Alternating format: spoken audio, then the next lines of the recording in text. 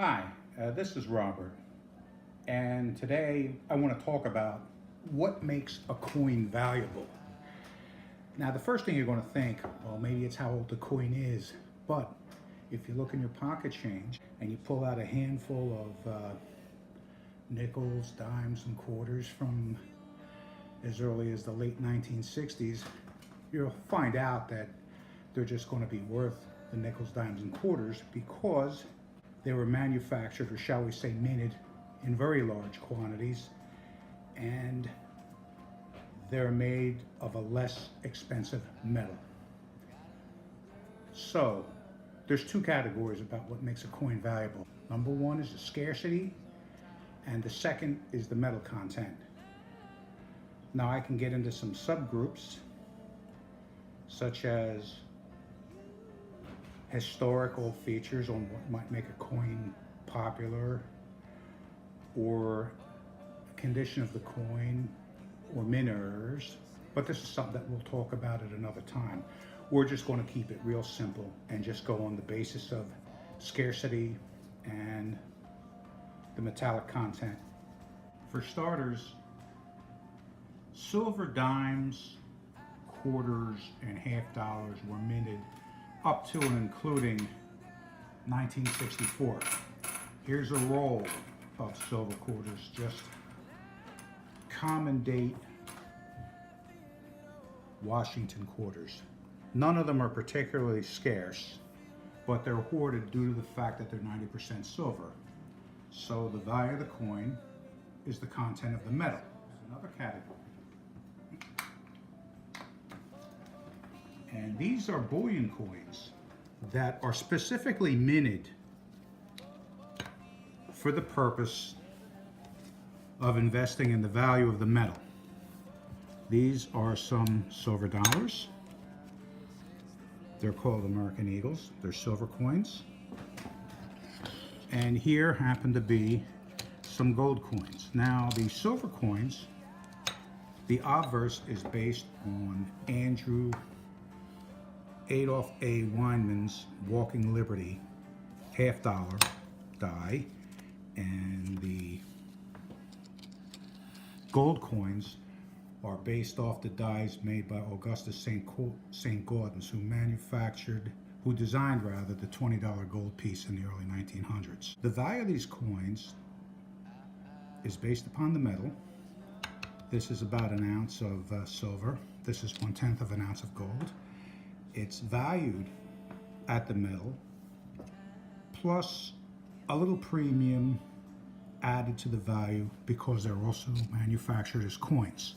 If you look at them, they'll have denominations, $1, $5. Now naturally it's ridiculous to do a $5 purchase for a gold piece that's worth approximately $130, but these are perfect little investments that you can keep as keepsakes or investments, or just to enhance your net worth, or just things of beauty. But this is probably the purest example of coins manufactured for the value of the metal. The one final category that I would now like to talk about is value based on scarcity. Coins are made in series. Your pennies, your nickels, your dimes, your quarters. For example, you have your Lincoln headset. You had your Indian headsets before that. You have we've spoken about the Liberty Head nickels and the Buffalo nickels and the current Jefferson nickels. People like to build sets of coins based upon these date and mint mark series. The real valuable coins are the scarce ones that are needed to complete the set. What I'd like to show you at this point are a few key dates. This is a small set of Barber dimes. Here's an 1894 and an 1894-0. They have the mintages listed. You can see that they're valued based upon the scarcity. Forget about the 1894S. Only 24 were made. You want to find out what they're worth. A little exercise that you might want to do is to look it up. Now, some additional key dates that I'd like to show you to complete the set of the Washington quarters is the 1932D. This is the scarce date of that set. Here's the 32, and on the back is the mint mark D. Show you another scarce coin that came before this series, Standing Liberty Quarter, designed by Herman McNeil. If you happen to find any of these in change, in all probability the date's going to be worn off and they're only going to be worth the silver. Here is a nice 1917 high relief coin, so I think this should have some value. Again, a little something that you might want to do in your spare time is maybe you might want to look it up and find out what the value is. Give you a quick run through of some other key dates. This is a semi-key. This is the 1922D. It's scarce, not the rarest, but it's scarce, so it has value. Here's the 1924D. Again, semi-key, meaning it's scarce. Not rare, but scarce. In other words, difficult to find. Difficult, not impossible, but still difficult and has value. Here is what a lot of people like to look for. Here's a 1909S. That's a key date.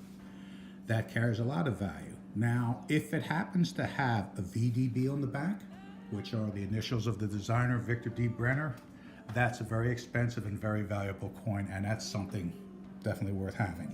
32. This was minted during the Depression, so this was a scarce date.